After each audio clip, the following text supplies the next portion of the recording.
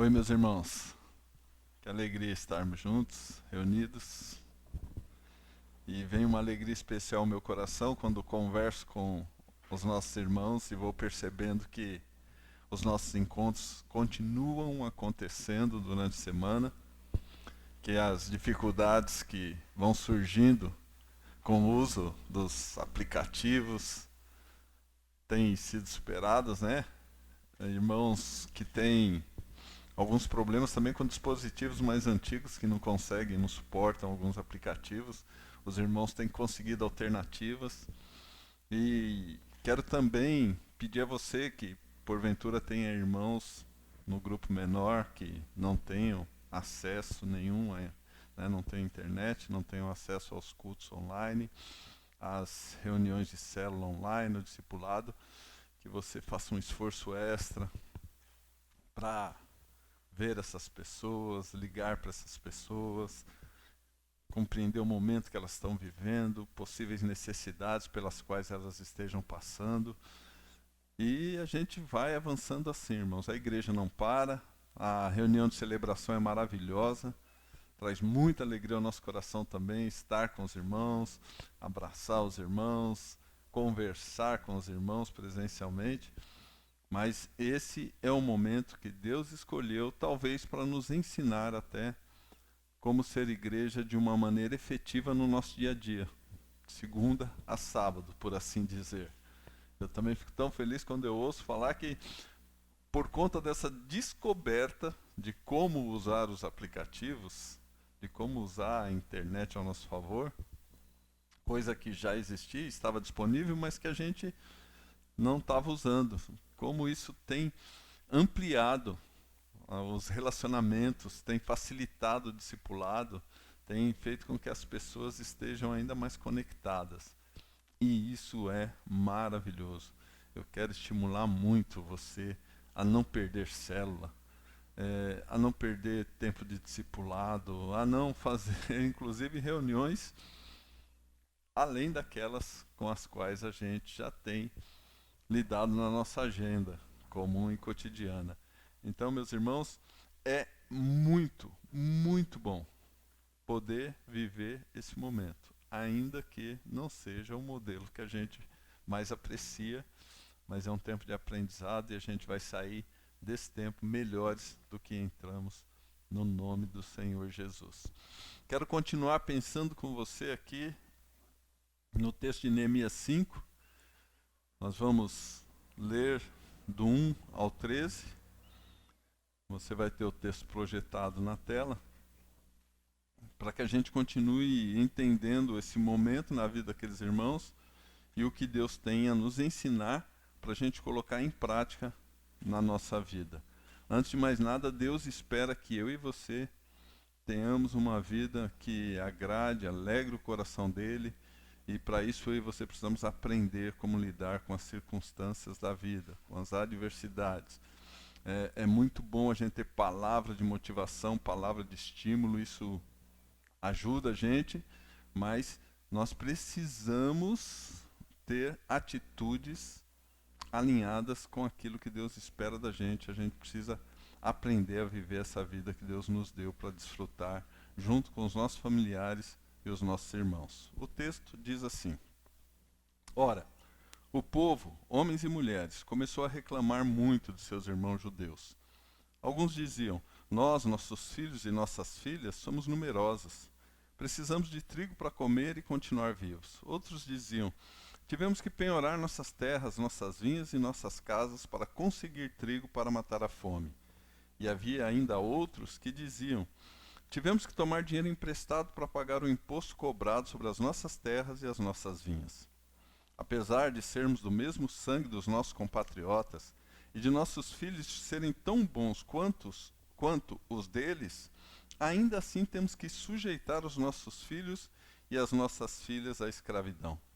E de fato, algumas de nossas filhas já foram entregues como escravas, e não podemos fazer nada, pois as nossas terras e as nossas vinhas pertencem a outros. Quando ouvi a reclamação e essas acusações, fiquei furioso. Fiz uma avaliação de tudo e então repreendi os nobres e os oficiais, dizendo-lhes: vocês estão cobrando juros dos seus compatriotas. Por isso convoquei uma grande reunião contra eles e disse: na medida do possível, nós compramos de volta nossos irmãos judeus que haviam sido vendidos aos outros povos. Agora vocês estão até vendendo seus irmãos. Assim eles terão que ser vendidos a nós de novo. Eles ficaram em silêncio, pois não tinham resposta. Por isso prossegui: o que vocês estão fazendo não está certo. Vocês devem andar no temor do nosso Deus para evitar a zombaria dos outros povos, os nossos inimigos. Eu, os meus irmãos e os meus homens de confiança também estamos emprestando dinheiro e trigo ao povo. Mas vamos acabar com a cobrança de juros. Devolvam-lhes imediatamente suas terras, suas vinhas, suas oliveiras e suas casas, e também os juros que cobraram deles, a 100ª parte do dinheiro, do trigo, do vinho e do azeite.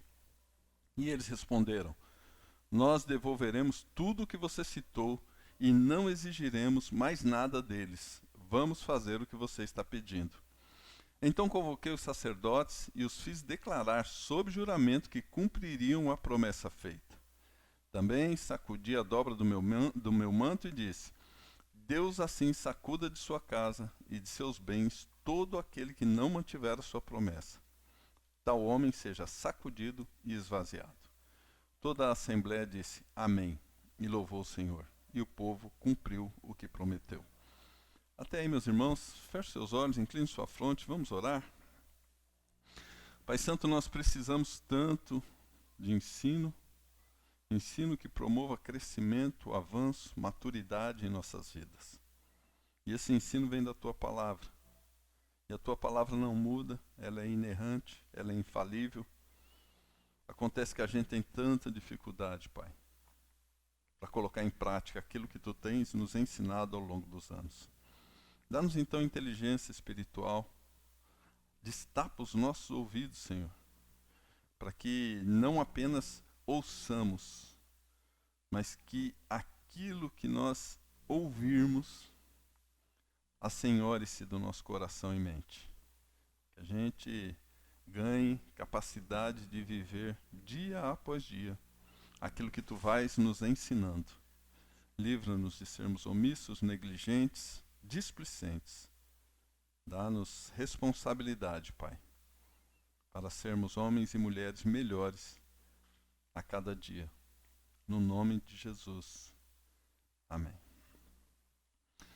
Então, queridos, estamos aqui diante desse quadro terrível de crise. Irmãos com fome, com necessidades básicas sem atendimento, irmãos perdendo suas famílias. Eu quero chamar a tua atenção que crise financeira tem poder para destruir famílias. Destrói os relacionamentos. E ela tem um poder maior do que qualquer outro tipo de crise. Como assim? Por vezes famílias atravessam crises na área da saúde. E essas crises têm até poder para unir mais, para solidificar ainda mais a união. Crises sociais, por vezes, problemas com filhos no que diz respeito a como ele lida com os ambientes nos quais ele trafega, também quando essas crises chegam, ajuntam, fazem com que a família esteja mais próxima, né? Um defendendo o outro, e aquele ambiente de unidade, amor, respeito, proteção. Mas a crise financeira tem um poder destrutivo. E é o que a gente está vendo aqui, na realidade desses irmãos. Filhos cativos, os filhos sendo literalmente perdidos. Não diferente do que acontece hoje, só que hoje o que está escravizando os filhos são as drogas, o crime, o sexo, para muitos. Moças cativas por conta de relacionamentos destrutivos, tóxicos. Mães desesperadas. Porque é impressionante, né, irmãos? Ainda que esteja acontecendo uma mudança nesse comportamento, o que chama atenção, mas via de regra, o peso do desespero de querer correr, de querer fazer alguma coisa, de querer solucionar, cai sobre os ombros das mulheres. E aqui nós vemos as mulheres reclamando muito. Giovanni, mulher é assim mesmo, reclama muito. Mas, irmãos, por vezes é aquele grito de desespero, de impotência diante de uma situação que poderia ser diferente. E pais inertes. Você vê aí o que os homens falam. O que a gente pode fazer? E é nesse ambiente, nessa situação que chamam Neemias para ser aquele que vai dar direção. É impressionante, irmãos, porque por vezes, em algumas situações desse tipo, as pessoas ficam olhando, né, para esse líder. E agora, o que ele vai fazer? Como é que ele vai sair dessa? Qual a direção que ele vai dar? E eu fico tão feliz, irmãos, porque Neemias é a referência de como lidarmos com isso. No meio do povo de Deus. Nós somos o povo de Deus. Há uma maneira, há um jeito que Deus espera que eu e você tenhamos quando nós lidamos com crises no meio do nosso povo, dentro das nossas casas. E Neemias nos dá direção para isso. A gente lê que num primeiro momento ele fica irado, fica bravo, fica furioso. Eu imagino a expressão facial de Neemias nesse momento. Os irmãos brincam comigo, né? E eu também tenho essa característica, e não vou dizer aqui que seja louvável, mas de expressar muito facilmente, né? O que vai lá dentro de mim. Neemias, eu imagino que quem olhou para ele naquele momento deve ter ficado com medo, né? Se ele for um pouco mais, ou eu for um pouco mais parecido com ele, provavelmente ia aparecer uma veia na testa dele, né? Como as pessoas brincam comigo. Mas nessas minhas viagens, e vocês sabem que eu gosto muito de fazer umas viagens pela Bíblia, imaginar cenários, me colocando no lugar de Neemias numa situação dessa, irmãos. Pô, o cara está no meio de um trabalho desgastante. Não era fácil, irmãos. A gente vê aqui que o muro foi construído em 52 dias, então tava pauleira, tava coisa pegada. O cara sai do palácio para morar no meio do entulho. Tá sofrendo pressão dos inimigos. Sabe aquele momento que você fala assim, meu, pô, tá pegando fogo lá fora, os inimigos, a gente tá resistindo, a última coisa que você espera é um problema dentro. Então, Neemias está aqui saindo de um baita de um problema para alinhar com o povo, como superar aquelas investidas do inimigo. O cara está vivendo sem tempo nem para tomar um bom banho, como nós vimos aqui, né? Tá aquele banho revigorante, né, do final do dia, que você até gasta um pouco mais de energia elétrica para só ficar ali embaixo daquela aguinha quente, revigorante. Ele não estava tendo nem isso, como nós vimos. A Bíblia diz que ele estava dormindo de arma na mão, né? Então eu fico me imaginando, ao invés de dormir com a Alice, eu dormindo com a pistola. Misericórdia, né, irmãos? Ter que dormir armado. É brincadeira. Aí é nesse contexto que surge um problema no meio de Deus. Surge um problema entre os irmãos. E ele vai ouvir. Eu, pessoalmente, fazendo essa viagem, confesso que uma grande parte dessa raiva de Neemias, dessa ira de Neemias, era contra a falta de posicionamento daqueles homens que permitiram a família chegar naquele estado. Eu acho que quando ele ouviu e falou, meu Deus do céu, esses caras ainda não aprenderam, meu. Esses caras estão lidando com as coisas dessa maneira ainda. Acho que Neemias olhou para aqueles comedores de semente e deu uma vontade de ter um gato morto na mão, sabe, irmãos? Para bater neles até o gato miar. E a outra parte da raiva se destinava aos amigos.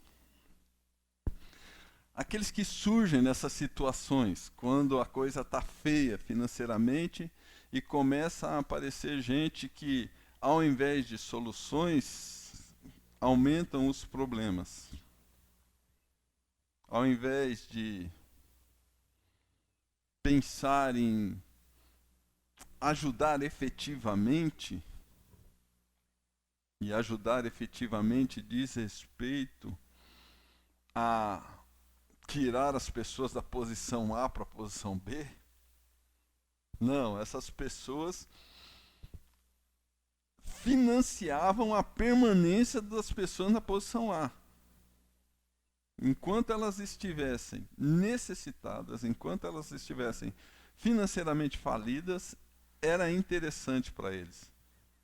Meio parecido com alguns sistemas de governo que se implantam ao longo da história da humanidade. Então, Neemias fica furioso, irmãos, quando ele olha essa realidade dentro do corpo, da igreja, do povo de Deus. Eu imagino que ele olha e fala, puxa vida, eu não imaginava que eu ia viver para ver isso dentro da igreja. Mas ficar furioso com situações que agridem o coração de Deus não é pecado. A gente tem que tomar cuidado com como vamos agir depois de termos tido notícias que nos enfurecem, que nos deixam irados, como Neemias ficou.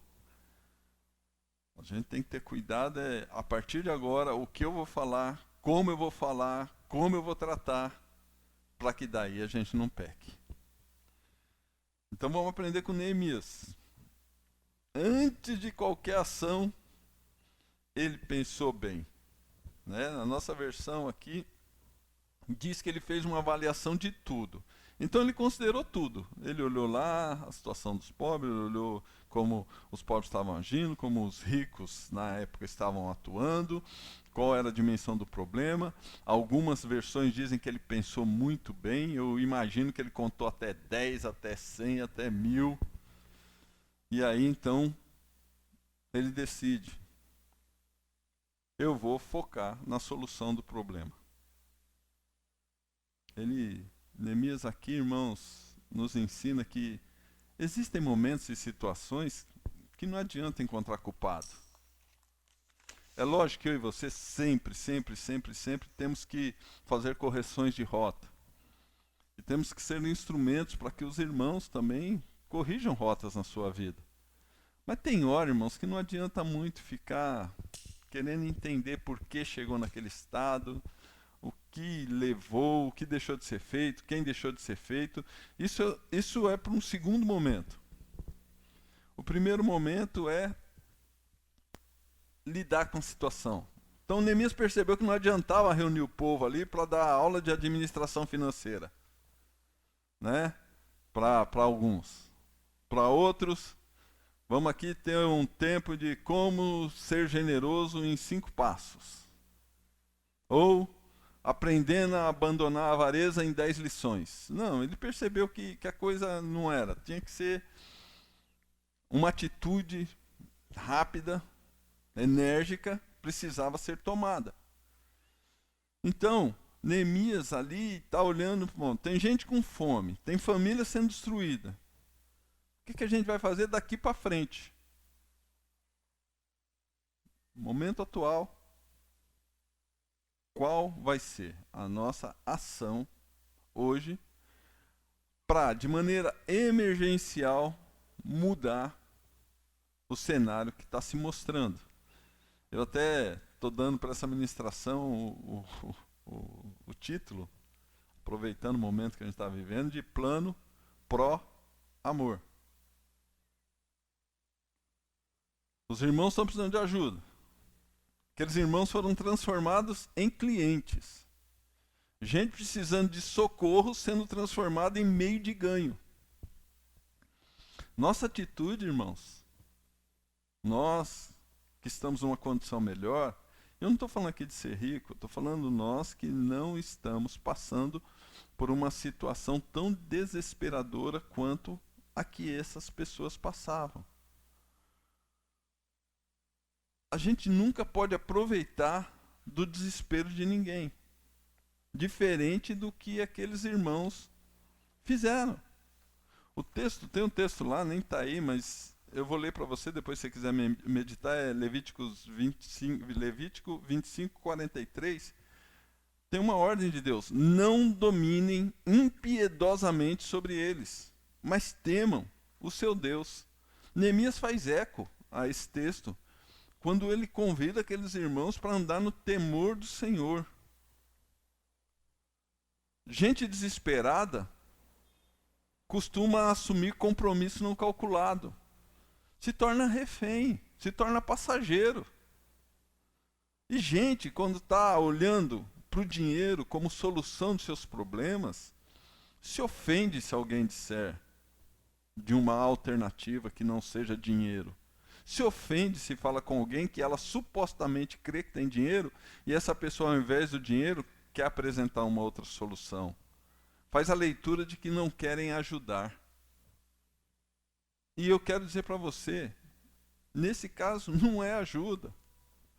Não é ajuda, esses irmãos estavam atuando de uma maneira que o sofrimento e o desespero de um se tornava em acúmulo de capital para outro. Neemias, olhando para essa realidade, ele não se intimida, ele não alivia, ele não se rende à possível influência que essas pessoas abastadas teriam, mas ele, como a gente brinca, dá no meio. Neemias fala para aqueles irmãos: vocês estão cobrando juros dos seus compatriotas. Olha o ponto que Neemias toca. Por que será que era tão importante, em meio a tanta coisa que estava acontecendo, Neemias tocar nesse ponto? É porque, irmãos, em outras palavras, ele está falando: vocês estão transformando os irmãos de vocês em mercadoria, em fonte de renda. E alguém podia dizer ali, né? Podia. Nenhum deles disse. Mas alguém podia ainda dizer: pô, mas é um juro baixinho, meu, 1%. O que é 1%? Né? Como é que você sabe, Giovanni? Eu sei porque no texto aí, quando ele manda devolver a 100ª parte do dinheiro, do trigo, do vinho e do azeite. Então esse era o juro que era cobrado ali entre os irmãos. Juro baixinho, né, irmãos? 1%. Por vezes, as pessoas, num momento de desespero, assumem um juro mensal de 20%, achando que está bom.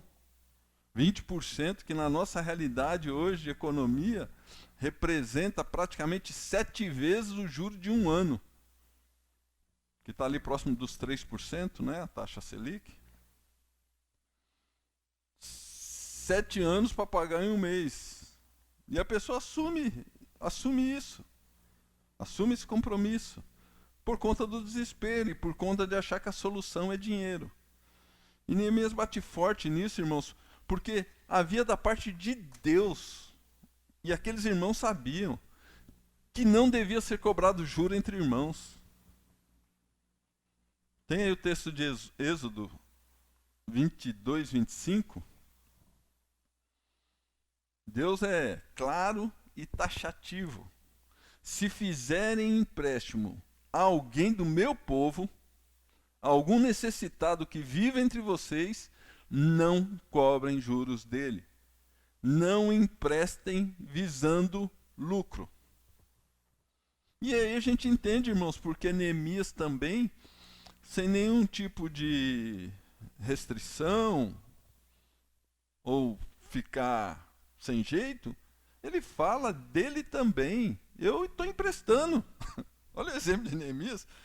A Bíblia é maravilhosa porque Deus não fica fazendo coisinha, escondendo nada. Neemias diz: eu e os meus irmãos aqui, ele fala, eu, os meus irmãos e os meus homens de confiança também estão me emprestando. Ô, Giovanni, mas e aí, meu? Como é que ele vai dar uma dura nos caras se ele também está emprestando? Mas ele está emprestando acompanhando Êxodo 22, 25, irmãos. Ele está emprestando, mas não está visando lucro.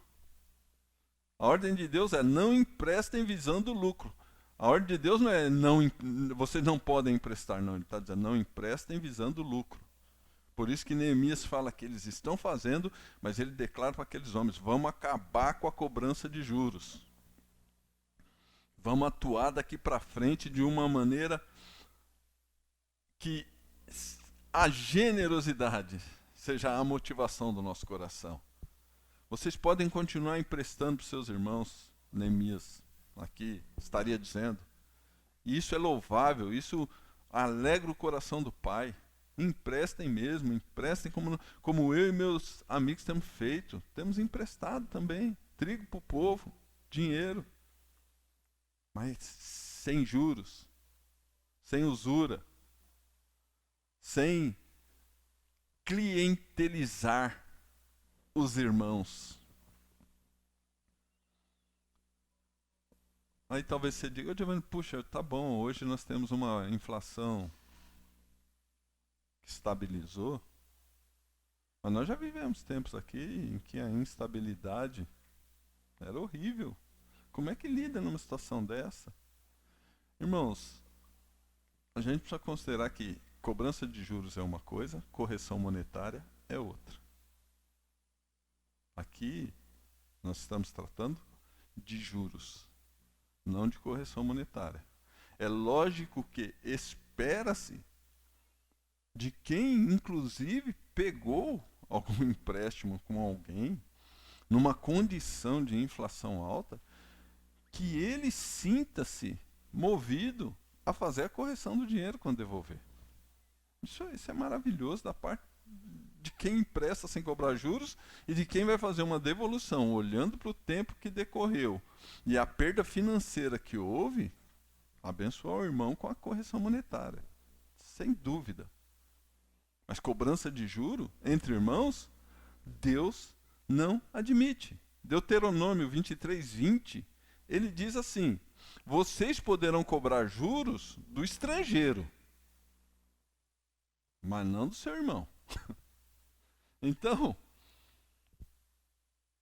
o que é triste é que, infelizmente, tem crente que, em nome do amor, trata melhor o estrangeiro do que o irmão.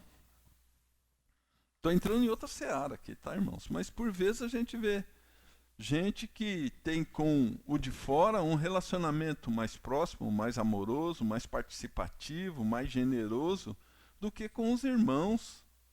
Parece que os irmãos são só uma obrigação religiosa. Gente que eu tenho que suportar, que eu tenho que ver, com quem eu tenho que conversar, algumas vezes. Mas a minha alegria mesmo são os de fora. Pô, Giovanni, eu não tenho que pregar o evangelho para os de fora? Lógico que tem. Mas não é disso que a gente está falando e você sabe. Então Deus também, irmãos, Ele lida com essas questões de maneira diferente.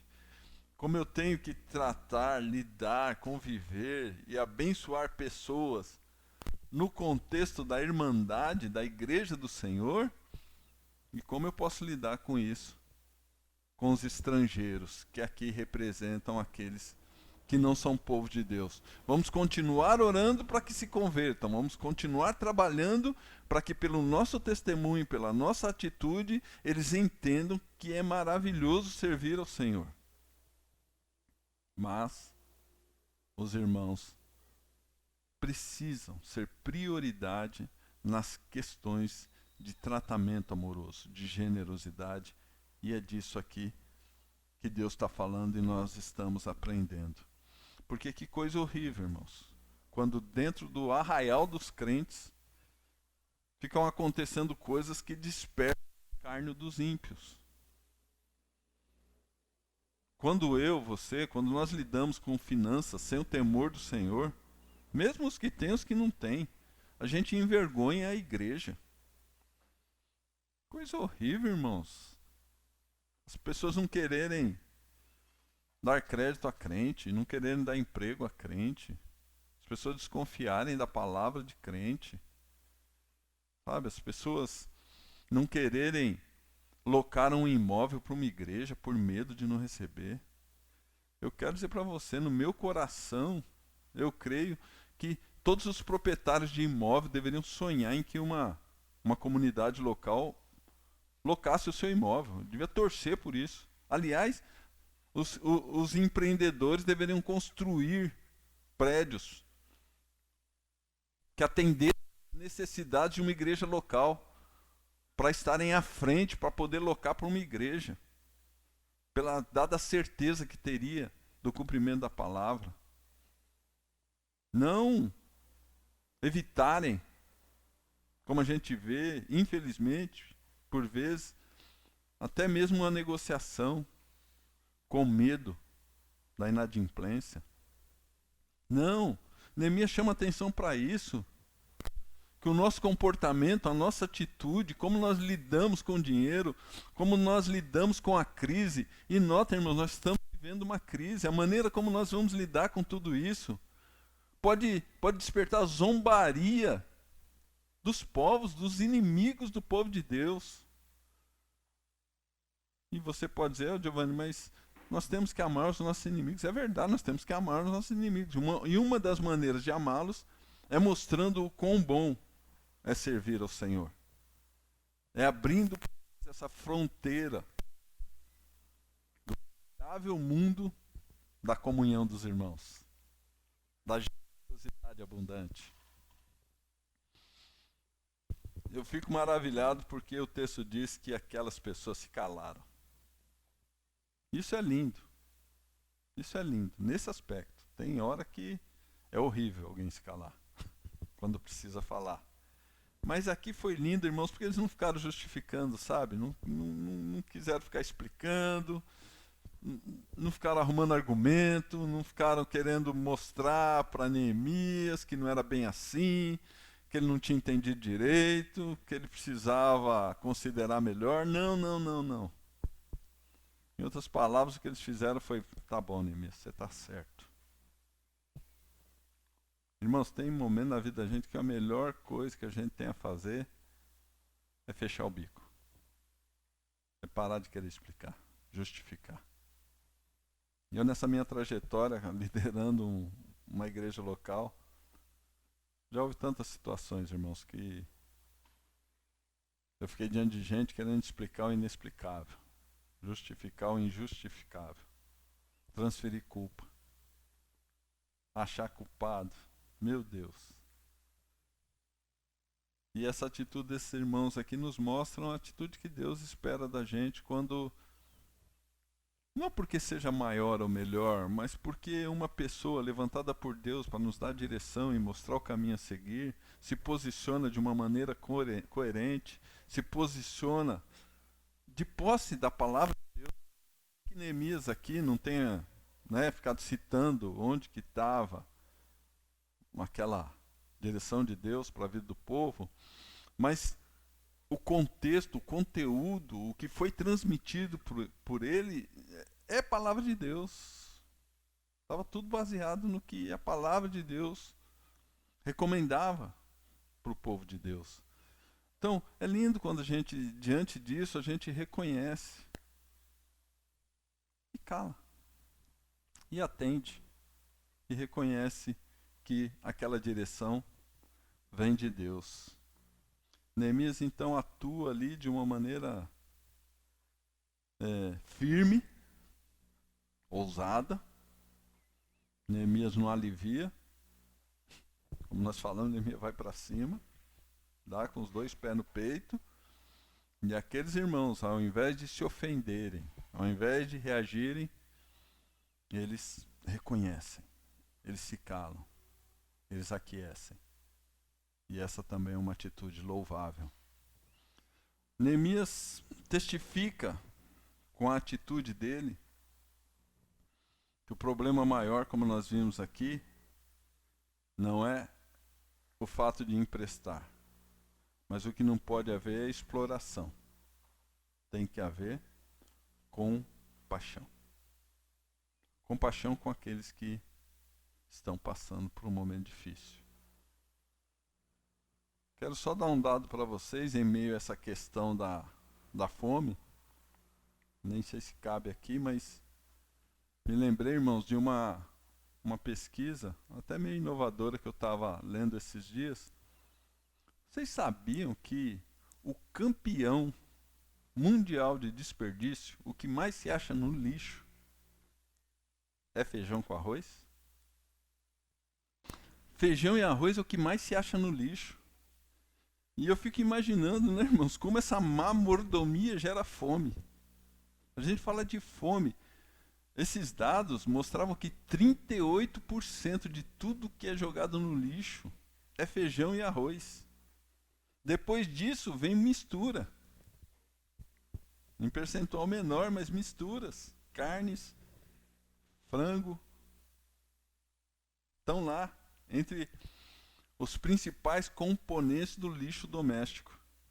E pasmem vocês, 64% de todo o lixo é produzido pelas classes mais pobres.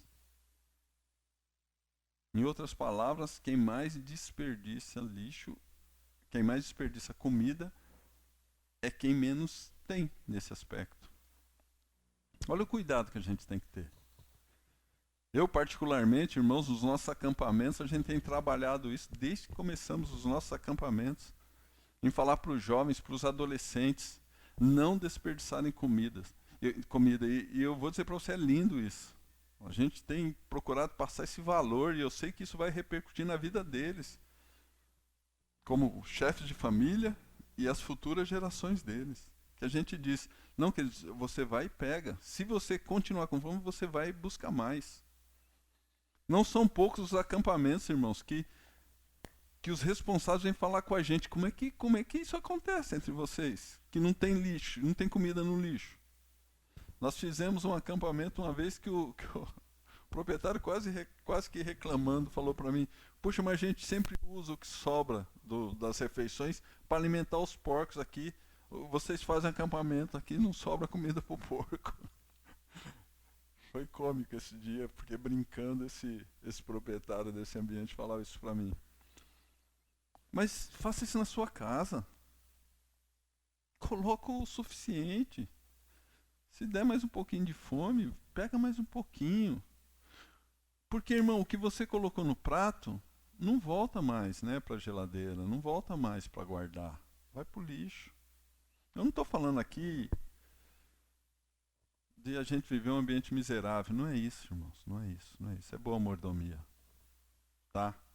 Eu não estou falando aqui que se você for comprar pão, você tem que calcular se vai comer um pão e meio pão. Não é disso que eu estou falando. Aliás, né, irmãos? Quantas vezes a gente pensa assim em comprar um pão? E eu acho que isso já aconteceu com você, né? Aí quando chega, tá aquele pão quentinho, maravilhoso. Você estava pensando em comer um, você acaba comendo três, não é assim? Mas com pão tudo bem, né, irmãos? Porque se ele ficar lá, você não perde. Né? Pelo menos lá em casa, a Nice corta ele em fatias, torra no forno. Por vezes fica mais gostoso do que o pão que você tinha comprado, que tem uns pães aí que a gente compra que só a misericórdia do Pai, né? Mas isso não é o tempo, vamos voltar aqui para o que a gente está tratando.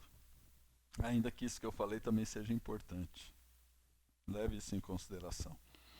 Neemias, então, irmãos, ele não exige, sabe, que aqueles irmãos mais abastados dividam suas posses. Vocês vão ter que dividir tudo, todo mundo tem que ter tudo igual. Não, isso nem é princípio de Deus. Ele não fica exigindo que os bens sejam divididos, que eles dêem dinheiro para os pobres, ainda que voluntariamente, se isso for uma inclinação dada pelo Espírito ao seu coração, você deva fazer, eu deva fazer. Mas ele manda devolver. Estranho, né? Devolvam. A gente devolve o que é do outro, né? A gente não devolve o que é nosso. Então Neemias está dizendo, e Deus está falando para nós, irmãos, que dependendo da maneira como nós estamos lidando com as situações financeiras de crise, tem coisa que pertence a outro que pode estar em minha posse. Então, para Deus, aquelas coisas que haviam sido hipotecadas continuam pertencendo àqueles irmãos. Havia ali bens que estavam de posse desses exploradores, mas que continuavam sendo dos irmãos. Então, o que aconteceu ali, irmãos, foi uma reforma agrária baseada no amor e na conscientização. Quando a gente olha lá para Deus, como ele lidava com essas questões, e quando ele institui, né, os 7 anos de descanso da terra, o jubileu, o retorno da posse de propriedade para os donos originais, a gente vai entender que o sistema de Deus é maravilhoso para preservar a posse, para preservar a continuidade da família. E é isso que, de certa forma, começa a acontecer. Neemias, em outras palavras, o que ele diz é, ó, o que é de vocês é de vocês. O que é deles é deles. Então devolve o que é deles. E houve obediência. Eles obedeceram. Todos obedeceram. Não ficaram fazendo conta. Quanto eu vou perder se eu devolver isso aí? Né? Vocês lembram lá do caso de Zaqueu, né, irmãos? Se eu tenho defraudado alguém, eu vou devolver. A graça é tão mais abundante que ele resolve devolver de maneira quadruplicada. Então, irmão, quando você receber uma direção de Deus, não fica fazendo conta, não. Obedece. O Senhor é bom. E Neemias chama os sacerdotes, presença dos sacerdotes. Aqueles que representavam Deus diante do povo, são chamados para que seja feito ali um pacto, para que seja assumido um compromisso. Neemias recupera um costume também do povo de Israel de sacudir o manto, uma atitude de, sabe quando você come, fica migalha, sujeira? Você pega assim daquela sacudida para lançar fora. Neemias evoca essa imagem para dizer que quem não cumprisse aquilo que estava assumindo, que fosse sacudido por Deus, como a gente sacode o manto da nossa roupa para se desfazer de alguma coisa incômoda. Aqueles irmãos que tinham recurso foram instrumentos para restaurar a paz. Assim como haviam sido também canais para deflagrar aquela situação horrível, agora eles são instrumentos para que a paz se estabeleça entre os irmãos. Os irmãos que estavam sem recurso, por misericórdia de Deus, foram restituídos. Por misericórdia. Alguém pode dizer, pô, mas eles mereciam ter tudo de volta, eles administraram mal, eles não fizeram... Deus, na sua infinita misericórdia, irmãos, restitui. Ele faz aquilo que a gente tem contato lá no livro de Joel, quando também o povo passando por uma situação extremamente difícil, porque tinham deixado de lado o compromisso com dízimos e ofertas, e tinham deixado de lado o culto a Deus. Deus chega a falar para eles que ele não queria ninguém rasgando veste, não, queria pessoas rasgando o coração diante dele, buscando a presença dele. E eu queria até que a gente lesse esse texto, vai projetar na tela aí, Joel 2, 21, 27, de um tempo em que o povo de Deus viveu também uma crise terrível, e Deus diz a eles, depois de convidá-los a uma mudança de atitude, como nós vimos aqui Neemias atuando e fazendo isso, levando o povo a pensar diferente, levando o povo a considerar suas ações e atitudes de um ponto de vista de Deus. Lá em Joel aconteceu a mesma coisa, então Deus começa dizendo, não tema, não tenha medo, ó terra, regozije-se e alegre-se, o Senhor tem feito coisas grandiosas. Quero dizer para vocês, irmãos, assistir essa cena aqui, dos irmãos se arrependendo dos seus maus caminhos, mudando suas atitudes, sendo generosos na devolução, abençoando, buscando aqueles a quem eles podiam ser um instrumento de restauração. É uma coisa grandiosa, só Deus pode fazer isso, irmãos. Nós estamos vivendo dias de muita iniciativa, de ajuda. Pô, e é lógico, toda ajuda é bem-vinda. Mas esse tipo de ação, com esse nível de desapego, só Deus, só um coração contrito e quebrantado. O Senhor tem feito coisas grandiosas. Não tenham medo, animais do campo, pois as pastagens estão ficando verdes, as árvores estão dando seus frutos, a figueira e a videira estão carregadas. Irmãos, olha olha o ambiente, olha a restauração promovida em todos os aspectos quando Deus atua, quando nós nos abrimos para a palavra dele, quando nós cremos nos seus princípios, quando nós defendemos os seus valores, quando a gente sai do lugar comum e se lança nessa esfera de fé poderosa. O que Deus faz, a natureza começa a responder.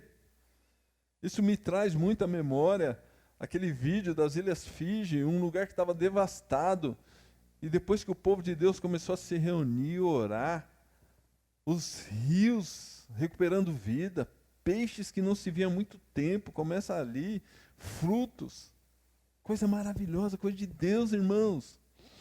Ó povo de Sião, alegre-se e regozije-se no Senhor, o seu Deus, pois Ele dá a vocês as chuvas de outono, conforme a sua justiça. Ele envia a vocês muitas chuvas, as de outono e as de primavera, como antes fazia. Lembram, irmãos, que nós falamos aqui, que quando eu e você nos dispomos a semear, crendo no Deus que envia chuva para fazer multiplicar, é Ele que envia. E ele diz no livro de Crônicas, se os céus se cerrarem por conta de uma consequência provocada por nossa falta de fé, ele diz que se a gente se humilhar e orar, buscar a face dele, se arrepender e mudarmos a nossa maneira de conduzir a vida, ele ouve do céu. E ali a gente viu, ele vai enviar chuva como mandava antes. As eiras ficarão cheias de trigo, os tonéis transbordarão de vinho novo e de azeite. Vou compensá-los pelos anos de colheitas que os gafanhotos destruíram. O gafanhoto peregrino, o gafanhoto devastador, o gafanhoto devorador e o gafanhoto cortador. O meu grande exército que enviei contra vocês. Vocês comerão até ficarem satisfeitos e louvarão o nome do Senhor, o seu Deus, que fez maravilhas em favor de vocês, um Deus disposto a fazer maravilhas em nosso favor. Que Deus tremendo, não é, irmãos? Nunca mais o meu povo será humilhado. Então vocês saberão que eu estou no meio de Israel.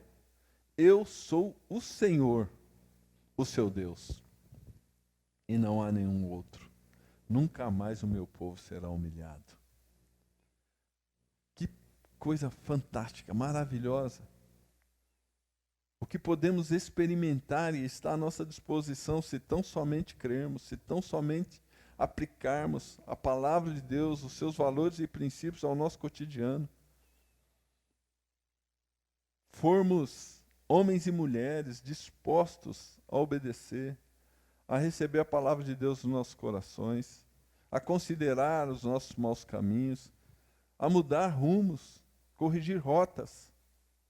E eu quero encerrar, irmãos, olhando para o que o apóstolo Paulo fala com a gente e nos ensina a respeito disso também.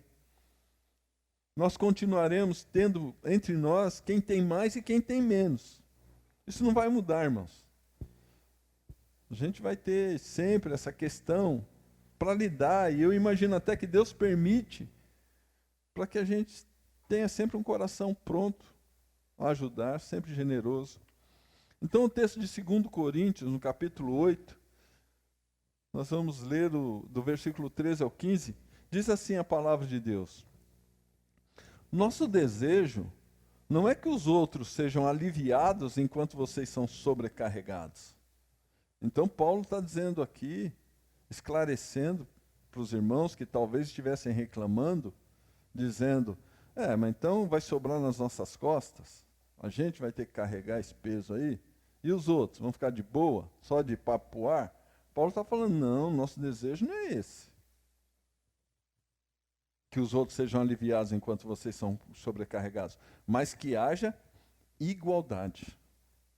Então, o objetivo de Deus no trato com o seu povo é que haja igualdade.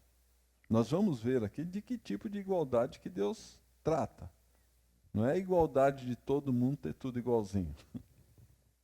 Paulo continua dizendo: no presente momento, a fartura de vocês suprirá a necessidade deles. Então haverá igualdade, como está escrito: quem tinha recolhido muito, não teve demais, e não faltou a quem tinha recolhido pouco. Então, essa igualdade que está sendo descrita aqui é o quê? Não faltar para ninguém o básico. Não ficar gente sobrando enquanto o outro tem falta. Na economia de Deus, igualdade é ninguém passar por necessidade. Então Paulo está aqui, irmãos, esclarecendo e abrindo para nós que se eu tenho sido abençoado com posses dessa terra, enquanto irmãos estão sofrendo necessidades, o propósito e objetivo principal pelo qual Deus me envia essas posses é para que eu atue de maneira a equilibrar, a ser o fiel da balança nesse aspecto, a ser um instrumento de Deus para promover igualdade para que ninguém passe por necessidade. E aí, quanto mais eu me abrir no sentido de me tornar esse instrumento para promover igualdade, tanto mais eu me aproximo do caráter de Deus. Tanto mais eu aprendo a me desapegar daquilo que não é a principal riqueza.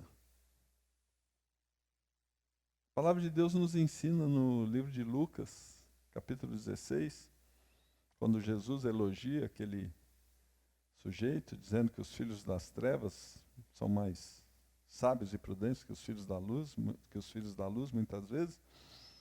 Jesus está falando ali que aquele homem usou riquezas de origem iníqua para granjear amigos. Jesus está dizendo ali que aquele homem decidiu fazer isso quando podia ter agido de outra maneira, usar para si mesmo. Já que ele estava se apropriando de algo que não era dele, ele podia pegar para ele, ele usou aquilo para granjear amigos. E o ensino lá diz que eu e você precisamos usar as riquezas deste mundo de maneira a conquistar as riquezas eternas. Porque se nós não formos fiéis no trato com as riquezas aqui, quem vai nos confiar as verdadeiras riquezas? Então existe uma diferença entre riquezas, as verdadeiras e as falsas.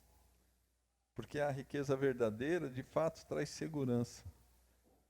E as riquezas falsas, elas nos engodam, apresentando uma suposta segurança que vai se mostrar totalmente inoperante no momento em que dela mais confiarmos.